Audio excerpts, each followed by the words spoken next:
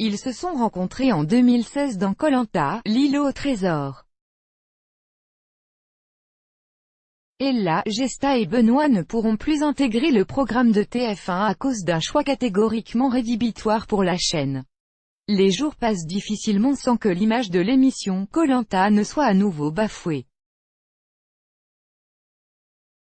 Après l'annulation d'une saison entière, au bout de 4 jours, à la suite d'une accusation d'agression sexuelle, on apprenait que la finale des épisodes actuellement diffusés était, elle aussi, placée sous le signe de l'hostilité.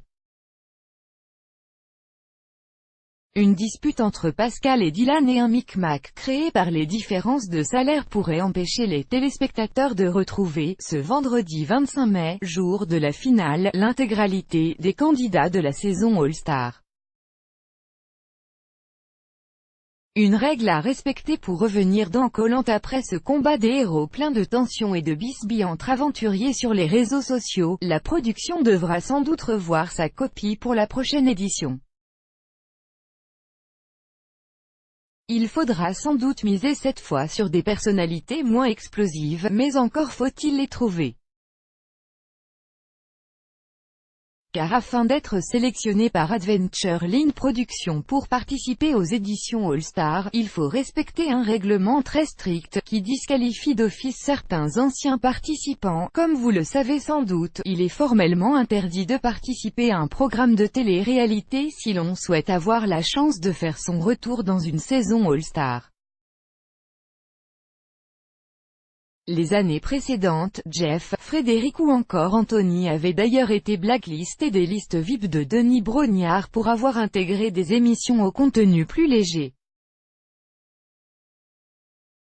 Les candidats savent, en faisant Koh Lanta, que s'ils veulent avoir une chance de participer ensuite à une édition spéciale, ils ne doivent pas participer à ces programmes.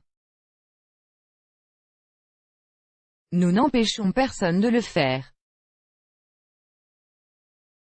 Mais après avoir fait ces télé-réalités, aux yeux des téléspectateurs, ils n'ont plus l'aura d'un aventurier, expliquait la production du jeu de TF1 en avril 2017. Benoît et Gesta ont enfreint la règle. C'est donc en toute connaissance de cause que Gesta et Benoît ont rejoint le casting La Villa, la bataille des couples, le nouveau spin-off du show de Lucie Mariotti bientôt diffusé sur TFX.